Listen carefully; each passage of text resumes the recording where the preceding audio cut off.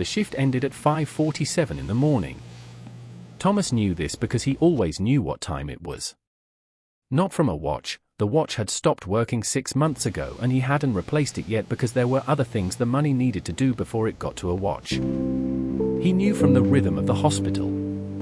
The way the lighting changed on the third-floor corridor when the morning staff started arriving.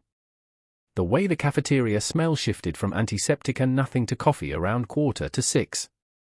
The way the whole building seemed to exhale, just slightly, as one shift ended and another began. He pushed his cart to the supply closet on the east wing, logged out his cleaning materials, folded his vest over the hook where it lived, and walked down the stairwell the way he always did, not the elevator, the stairwell, because the 3 flights down was the only exercise he got on most days, and a body that doesn't move is a body that stops working, and Thomas did not have time to stop working. He pushed through the exit door on the ground level. He almost walked past her. She was sitting on the bench outside the emergency room entrance. The bench that existed for the specific reason that people sometimes came out of emergency rooms with nowhere to go next and needed a place to sit while they figured it out. She was 20-something. A hospital bracelet still on her left wrist, the white paper kind they put on you when you're admitted. No shoes. She was wearing the socks they give you in the hospital, the kind with the rubber grip dots on the bottom, designed for walking on linoleum floors, not concrete at 6 in the morning in November in Atlanta. She was not crying. She was looking at the middle distance with the specific expression of someone who has run out of the next move and is sitting very still while they wait for one to appear. Thomas stopped.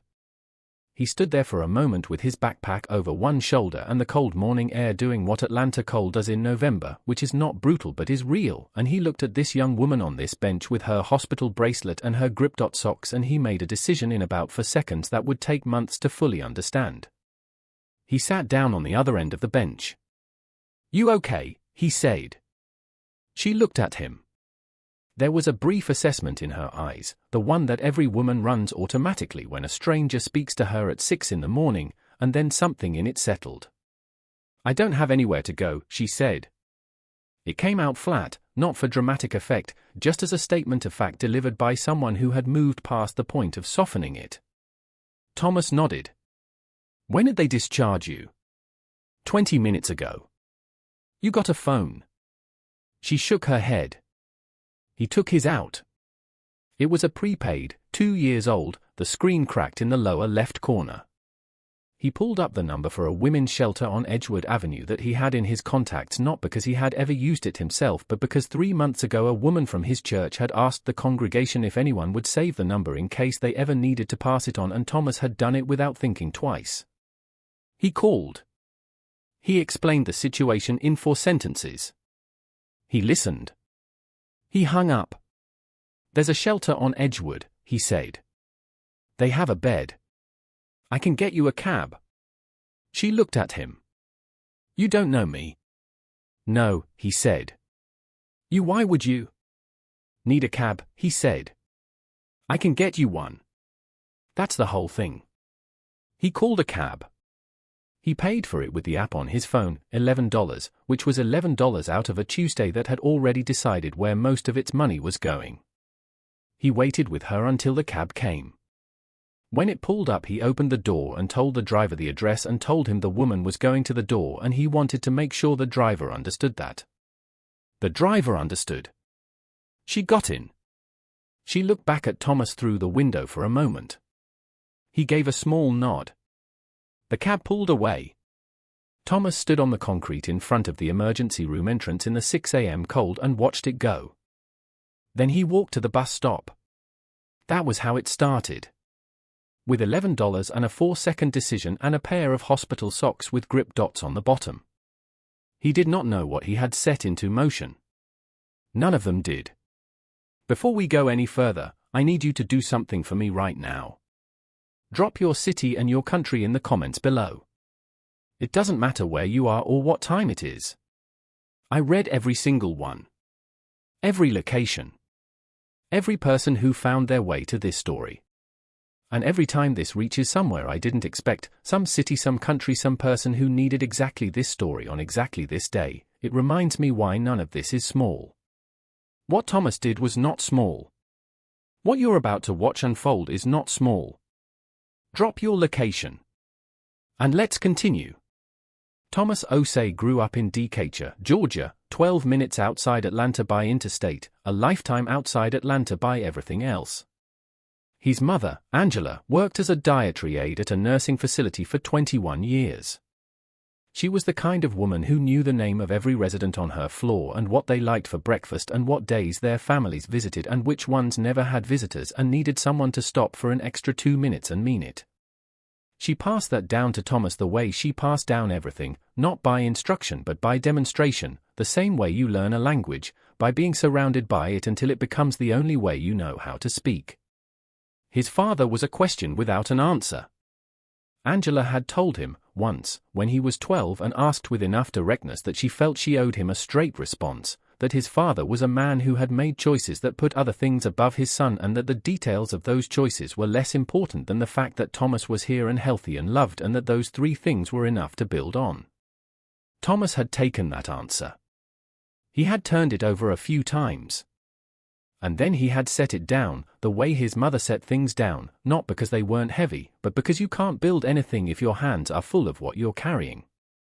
He was not a dramatic person. He was a consistent one. The kind that doesn't produce stories people tell at parties but produces the kind of life that holds together when everything around it is falling apart. He graduated from Decatur High, enrolled in a community college program with the intention of working toward a degree in healthcare administration, lost the intention temporarily when Angela got sick and the money got short and the priorities reshuffled themselves, and had been working nights at Emory University Hospital for 3 years since then, cleaning floors, sanitizing rooms, doing the invisible work that a hospital cannot function without and almost never acknowledges. He lived in a rented room in a shared house in East Atlanta with 3 other people who kept different hours and mostly left each other alone in the specific respectful way of people who understand that everyone in a shared house is managing something and the least you can do is not add to it. He sent $200 to his Aunt Claudette in Jackson, Mississippi every month. Claudette had raised her 2 grandchildren after her daughter passed and had a hip replacement she was still paying off and a house that needed a roof before the next rainy season. Thomas had never mentioned the $200 to anyone, not because he was hiding it, but because talking about it would have made it feel like something he was doing for credit and he wasn't doing it for credit. He was doing it because Claudette was family and family was not a transaction. His budget for himself, after rent and the transfer to Claudette and the bus pass and the basics, was tight enough that $11 for a cab was something he felt the next day. He felt it and he did not regret it. Her name was Betty Simmons. He did not know that on the bench. He found out 4 days later when she came back. He was coming off his shift, same time, same exit door, same November cold. She was standing a few feet from the bench, not sitting on it, standing near it, like she was waiting for something but wasn't sure she had the right to be there. She had shoes now. Real ones, not new, but not hospital socks. Her hair was pulled back. She looked less like someone at the end of something and more like someone at the very tentative beginning of something else. "You came back," Thomas said. "I wanted to say thank you," she said. "In person. The shelter told me you called ahead so they'd have a bed ready." He nodded. "Good." She looked at him. "Who does that?" she said. "For someone they don't know." Thomas shifted his backpack on his shoulder. "You needed it," he said. "That's the whole thing." She was quiet for a moment. "I have a question," she said. "And you can say no." "Okay. Is there somewhere nearby I can get breakfast?" I have the shelter meal but it's not until 7:30 and I wanted to," she stopped. Started again. "I wanted to ask you, while I was here, if you knew somewhere that wasn't too expensive." Thomas looked at her for a moment. He had $12 in his pocket. He had a bus pass. He had nothing going on before he needed to sleep. "There's a place 2 blocks that way," he said. "I was going past it anyway." He was not going past it. It was 2 blocks in the opposite direction of his bus stop. They walked to the diner. It was the kind of place that had been on that block for 30 years and intended to stay: vinyl booths, laminated menus, coffee that came automatically and kept coming. Thomas ordered toast and coffee. Betty ordered scrambled eggs and looked at the menu 3 times the way people look at things when they are calculating and trying not to look like they are calculating. He paid for both without discussing it. When she started to say something, he said, "It's Tuesday. Tuesday's a good day to buy breakfast," which made no sense, and both of them knew it, and she laughed, just briefly, just a small sound, and it changed something in the air between them. That was the first real conversation. About nothing and everything, where she was from, which was Macon, what had brought her to Atlanta, which was a situation she described briefly and without detail in the way people describe things they are still too close to for narrative, what the shelter was like, which was okay, which was better than the alternative. Thomas told her about the healthcare administration program he had started and paused and intended to resume when the timing was better. She asked what the timing needed to look like. He thought about it. "Steadier," he said. She nodded like she understood exactly what that meant. Because she did. Over the following 6 weeks, Thomas did what Thomas did. He was not building a friendship in any deliberate way. He was simply the person who was there, consistently, because the bus stop near the hospital was also near the shelter on Edgewood, and he had the same shift schedule, and it cost nothing to ask how someone was doing when you passed them on the way to the bus. He found out she was trying to get her CNA certification, Certified Nursing Assistant, the entry point into healthcare work that she had been interested in for 2 years but had never had the stable ground beneath her to pursue. She had the study materials. She did not have a consistent quiet place to study because the shelter, good as it was a shared space with the noise and activity that shared spaces produce. Thomas mentioned, without making it a thing, that he had a table in his room that he wasn't using in the mornings when he slept, and that the shared house was quiet between 6 a.m. and noon because everyone worked different shifts. He spoke to his housemates. Nobody objected. He gave Betty a spare key. She came on Tuesday and Thursday mornings. She sat at his table and studied while he slept 6 feet away behind a curtain he had hung from the ceiling on a tension rod for exactly this purpose. When he woke up, she was usually gone, a note on the table with 2 words, "Thank you," that she wrote in careful, deliberate handwriting that told him she took small things seriously. He helped her with the practical skills portion of the CNA prep, the parts that required demonstration, positioning techniques, vital signs procedures. He had been cleaning hospital rooms for 3 years and knew the environment well enough to explain what the test was actually preparing her for. He borrowed a blood pressure cuff from a nurse he knew at the hospital and spent 2 Saturday afternoons walking her through the procedure until it was automatic. The registration fee for the CNA certification exam was $85. Betty sat across from Thomas at the diner on a Thursday morning and told him this with the expression of someone delivering information they have been dreading and can no longer delay. She had $62 saved. She was $23 short and the registration deadline was in 5 days. The diner was quiet around them. The coffee was hot. Outside, Atlanta was doing what it did in December, gray bright, cold enough to matter.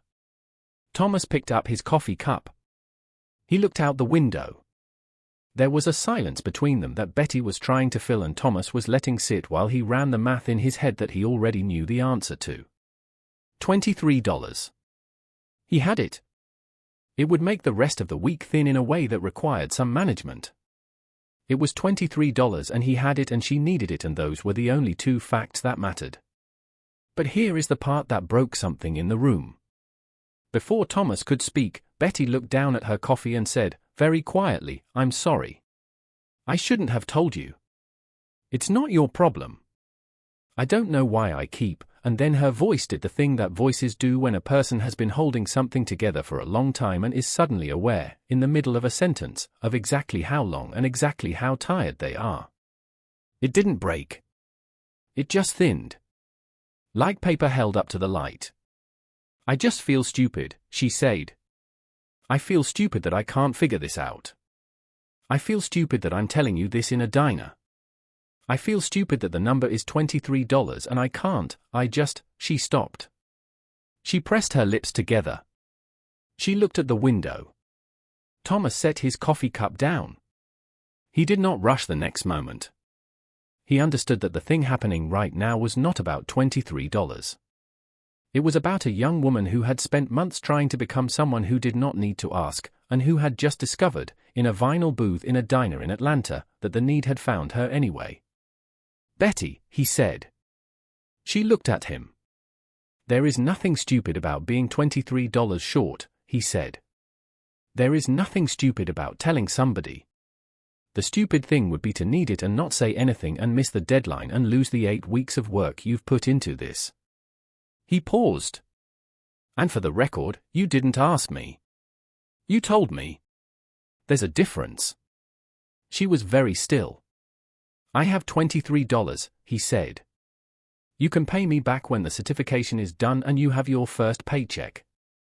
And if you can't, that's fine too, because $23 is not the kind of money that changes what I think of you either way." She looked at him for a long moment. "Why do you keep doing this?" she said. Not suspicious. Genuine. The question of someone who has been let down enough times that sustained kindness has become something they don't have a category for. Thomas thought about his mother. About Aunt Claudette. About a bench outside an emergency room at 6 in the morning and a 4-second decision and grip. Socks. "Because the day is going to come," he said, "when you are the person on the other side of this moment. And you are going to know, better than almost anyone, exactly what to do." She looked at him for a long time. Then she picked up her coffee cup. She took a sip. She set it back down. "Okay," she said quietly. "Okay," he said. He paid the $23 online before they left the diner. She took her CNA exam on a Saturday morning in January. She passed on the first attempt with a score that put her in the top 15% of that testing cohort. She called Thomas from outside the testing center while he was on the bus home from his Friday night shift. She said his name and then she said she passed, and then she was quiet for a moment in the way that people are quiet when something they have been working toward is finally, actually real. "I know," he said. "You don't know," she said. "Tell me," he said. And she did. If this story is doing something in your chest right now, if you know what it means to be $23 short of something that matters, or if you know someone who paid the $23 without making it a story, hit that like button right now. And keep watching. Because the part that changes everything is just arriving. Richard Cole was 63 years old and had been building hospitals, or more precisely, the systems that made hospitals profitable, for 35 of them. Cole Health Infrastructure was not a name most people knew. It was not meant to be. It worked at the level of health system acquisitions, facility management contracts, capital improvement consulting, and the specific kind of institutional relationship building that happened in conference rooms and golf courses and the back booths of expensive restaurants where the real decisions were made before the official meetings began. Cole Health had its fingerprints on 47 hospital facilities across the southeastern United States, including, if you followed the ownership and management structure carefully, through 2 holding companies and a real estate trust, the Emory University Hospital campus in Atlanta, Georgia. The campus where Thomas Osei cleaned floors 5 nights a week. Richard did not know that. Not until 18 months ago. Not until the diagnosis changed the altitude from which he was looking at his own life and he hired a man named Stephen Park to find the son he had walked away from 31 years earlier. He had told himself the usual stories over the usual years. That Angela had been strong enough to manage without him. That he had been too young, too driven, too unready for what fatherhood required. That a clean break was ultimately more honest than a complicated presence. He had told himself these stories in different combinations for 3 decades, and they had been adequate for 3 decades because he had not, until 18 months ago, been required to sit in a room with a very calm oncologist and hear a sentence that made the next 30 years suddenly feel like a figure he had been misquoting. Stage 2. Caught early. Treatable. But. There is always a but. And the but that followed changed the way Richard Cole looked at everything that came after. He hired Stephen Park. Stephen Park was thorough. The file came back in 47 pages and Richard read every one. He read about Decatur, Georgia, and a woman named Angela who had worked in a nursing facility for 21 years and raised a son by herself and passed things down to him not by instruction but by demonstration. He read about a community college program started and paused. He read about a rented room in East Atlanta and a $200 monthly transfer to an aunt in Jackson, Mississippi that had been going out faithfully for 4 years. He turned to page 31. Stephen Park had been thorough in all the ways his clients required, which meant the file included not just facts and records but observations. A section near the end, compiled from 3 weeks of careful, unobtrusive documentation, described what Thomas Osei did after his shifts ended. The bench outside the emergency room entrance. The woman with the hospital bracelet and no shoes.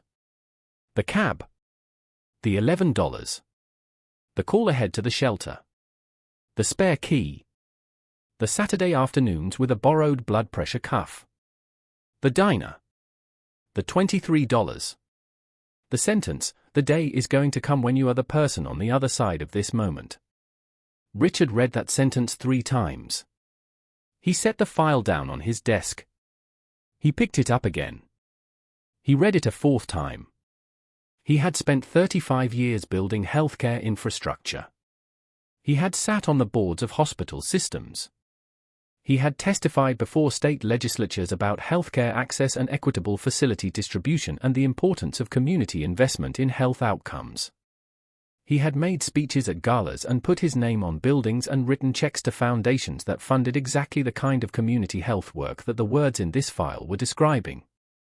And his son, the son he had walked away from on the night he was born, was cleaning the floors of a building Richard had helped build, with money that had nowhere left to go, covering cab fares for strangers and paying exam registration fees with $23 he could not spare, and sitting in diners telling young women that the day was going to come when they would be on the other side of the moment. Richard stood up from his desk. He walked to the window of his office in Buckhead and looked at Atlanta in January, cold, gray, the skyline doing what it did regardless of what was happening inside the buildings that made it up. He did not call his lawyer. He did not call his assistant. He picked up his car keys from the corner of his desk. He walked out of his office, past his assistant who looked up with the expression of someone about to ask where he was going, and he said, "I'll be back by noon," which was not technically accurate but was the best he could do. He drove himself to the Emory Hospital campus for the first time in 4 years. He parked in the visitor lot. He sat in his car for 40 minutes. Not because he didn't know what to do. Because he needed to understand, before he got out of the car, who he was when he did. Whether he was coming here as the man who had read a file and decided to make a financial decision. Or whether he was coming as something else. Something he had not been in a very long time. A father. He was not sure he had earned the word. He got out of the car anyway. Because the 40 minutes had told him that the only way to find out was to walk through the door. Thomas's shift ended at 5:47 in the morning on a Tuesday in February. He pushed through the exit door. There was a man standing near the bench outside the emergency room entrance. Not sitting on it. Standing near it, hands in the pockets of a coat that was well made in a way that the ER parking lot didn't usually see at 6 in the morning. Thomas noticed him the way he noticed everything, without making it obvious. The man turned when the door opened. He was 60-something.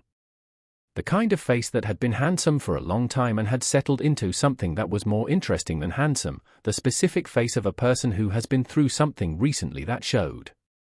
His eyes found Thomas and stayed there. Thomas had never seen this man before in his life.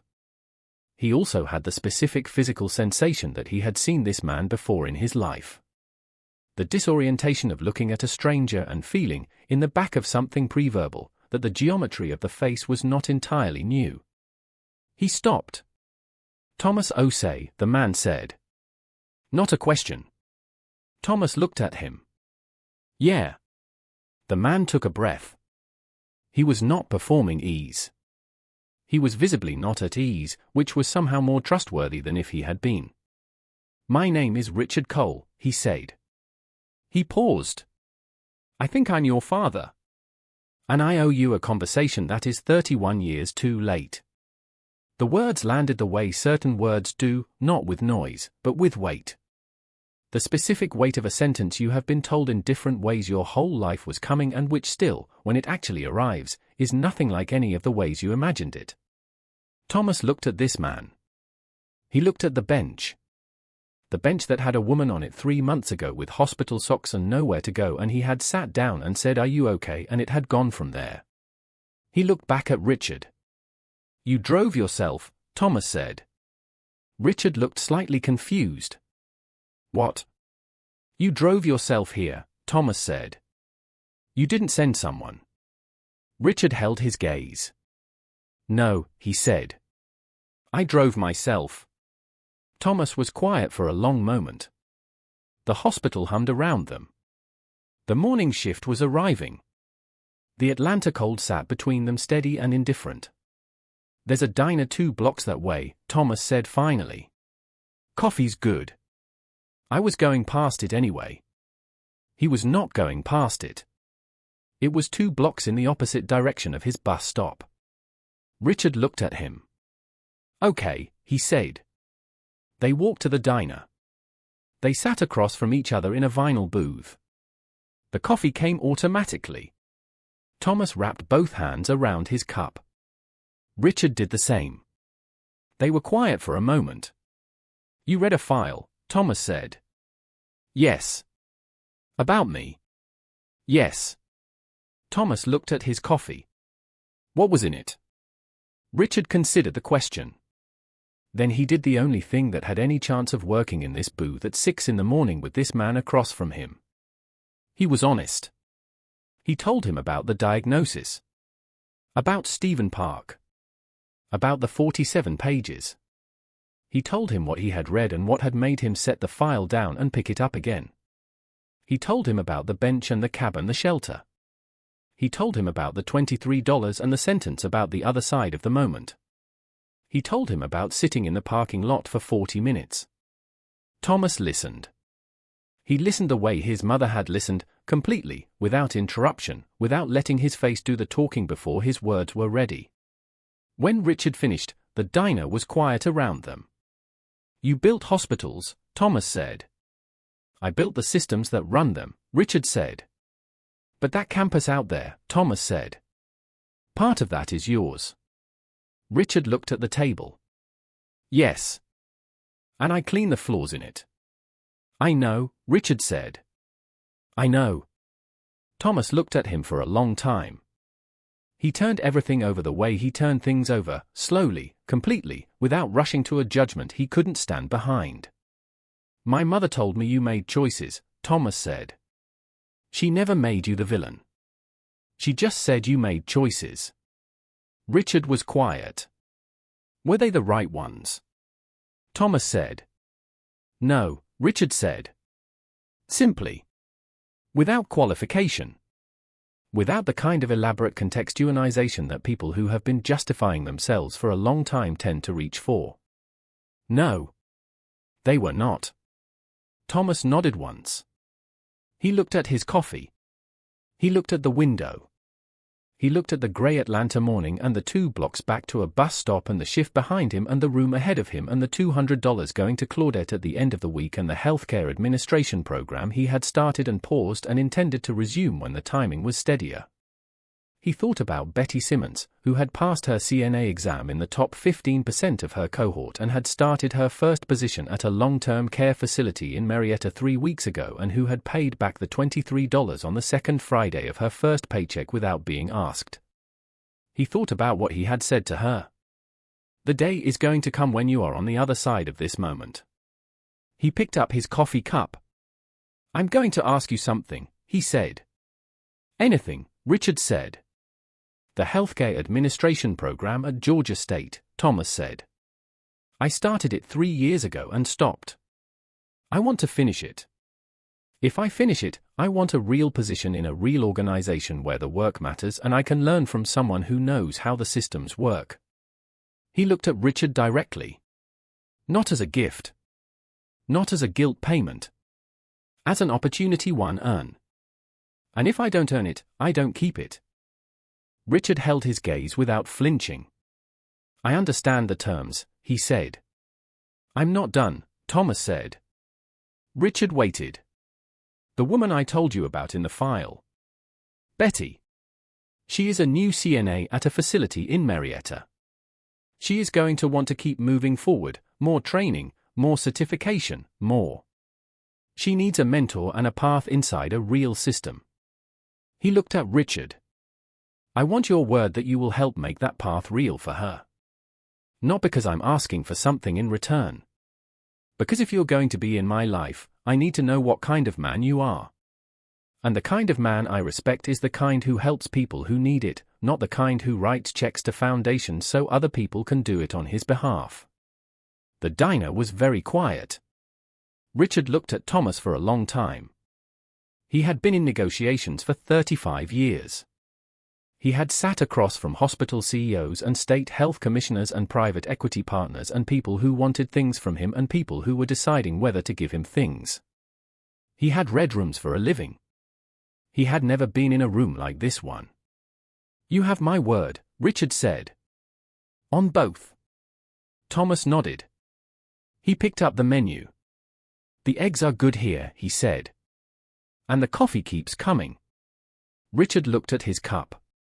Then he looked at his son. I take it black, he said. Thomas looked at him.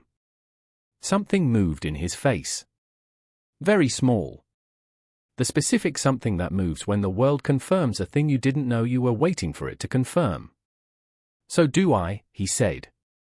What happened after that February morning was not simple. Real things never are.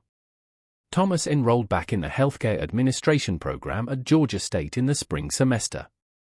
He kept his night shifts for the first 4 months because he was not willing to let anyone else carry his weight while he was still building the foundation for something.